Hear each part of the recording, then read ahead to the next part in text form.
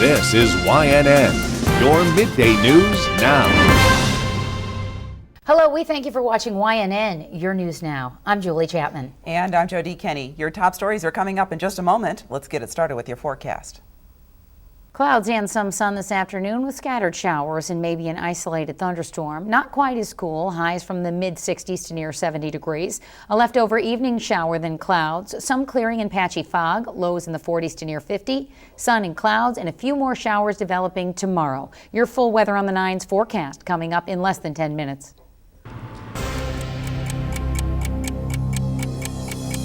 Authorities are asking for help as they continue to investigate the death of a woman in Mayfield. This story tops your news in a minute. Catherine Alling's body was found on the side of the road on Monday morning. Police say that she and her husband each have a criminal history.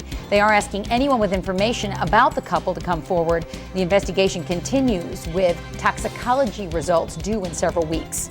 A 13-year-old boy has been shot and killed with a shotgun in Fort Edward inside a home there. Police are investigating whether it's a case of two kids becoming curious with a gun. Authorities in Fort Edward say the grief counselors are at the area schools. They say this is the 9th young student to die in recent years. Unions nationwide take notice of recall election results in Wisconsin. Governor Scott Walker survived last night's vote despite battling public employees over collective bargaining rights. And 10 new homes are being built by Habitat for Humanity. And that was your news in a minute. Now here's more on today's top story.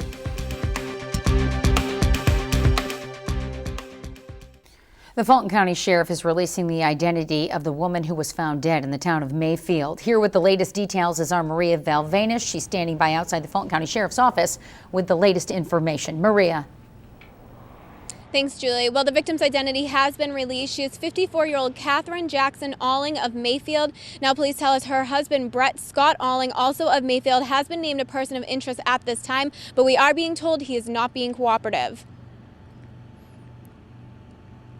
Alling was pulled over after reports of erratic driving yesterday afternoon. Police were on their way to execute a search warrant at the Alling's 127 Delaney Road residence when he was pulled over. Police tell us he was driving erratically, and the truck that he was driving fits a description to one a Tyrell Road resident had reported seeing Monday morning driving by their house just hours before Catherine Alling's body was found. Alling was arrested on charges of driving while under the influence of drugs. He is being held at Fulton County Sheriff's Office on $2,500 bail.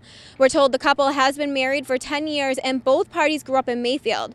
Police say their break was a tip from a family member after hearing the body's description on the news. The family member plus others came forward to police and told them they thought police should talk to Alling.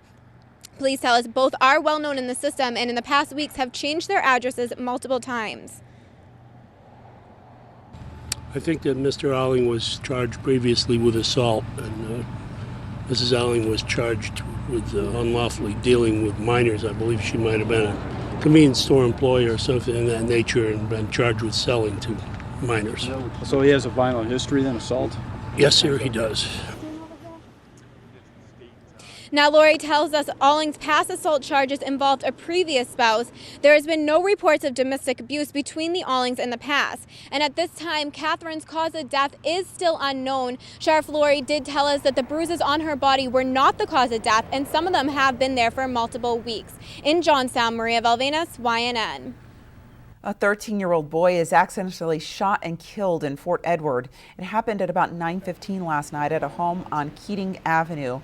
They say two 13-year-old boys were handling a shotgun when it went off. No word on if the victim was the one holding the gun or the other 13-year-old. Police today say that they are investigating the death as an accidental shooting. There were several other family members home at the time, though they were not in the part of the home where the shooting took place. Police say that they are being very cooperative with the investigation, and police are now sending out a message about safety. It's just a matter of, making sure our guns are safe. If we have guns in the household, especially with children in the household, we need to, take every avenue that we have to, educate and safeguard. Police say someone that lived in the home owned the gun, but they're not sure at this point if there will be any charges. They are still trying to figure out if the gun was locked before the boys got a hold of it. Both teens were Fort Edward school students. There will be counselors there today for other students. This shooting is somewhat similar to a case in Saratoga County where a 12-year-old accidentally shot and killed his friend with a handgun almost 2 years ago. Nicholas Nomkin was shot just days before Christmas in 2010. He and his friend, according to police, were playing with a gun when it went off. In that case, the handgun owner pleaded guilty to 1 count of child endangerment. Police say he left his gun and ammunition in an unsecured part of the home. After ending its relationship with Planned Parenthood, the Shenendehowa School District looks for new ways to educate students on sexual health. Shenendehowa's Health Advisory Council presented new ideas for the district's sex education unit at last night's school board meeting. Previously, Planned Parenthood instructors came into the district to teach the courses. Some parents are not happy with the new recommendations, which include offering sex education courses in 10th grade and general health courses in the 6th grade. Shen students are at risk. This is information that they're going to use in their decisions presently and future. It needs to be corrected. They're not saying that what they did in the past is wrong, and they're basically tweaking the program where they felt it needed tweaks, but they're not reversing their course, and that we're applauding. Council members say it's important to continue to stress abstinence as the healthiest choices for teens. After much debate, the Saratoga Springs City Council votes to move last call up by an hour. The resolution passed 3-1. Public Safety Commissioner Chris Mathieson is behind the plan to move last call from 4 a.m. to 3, saying that it would help make downtown safer. However, last night's vote does not mean there will be any immediate changes. The State Liquor Authority says any last call changes must be done county-wide.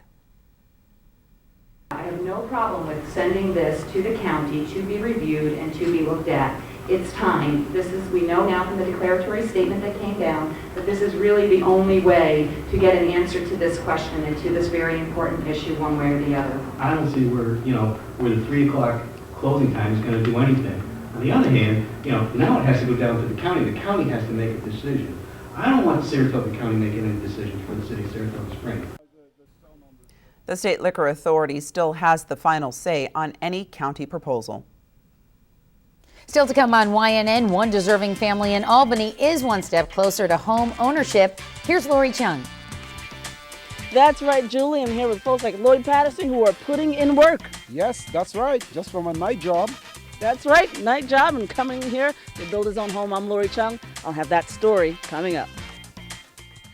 SkyTracker Doppler radar.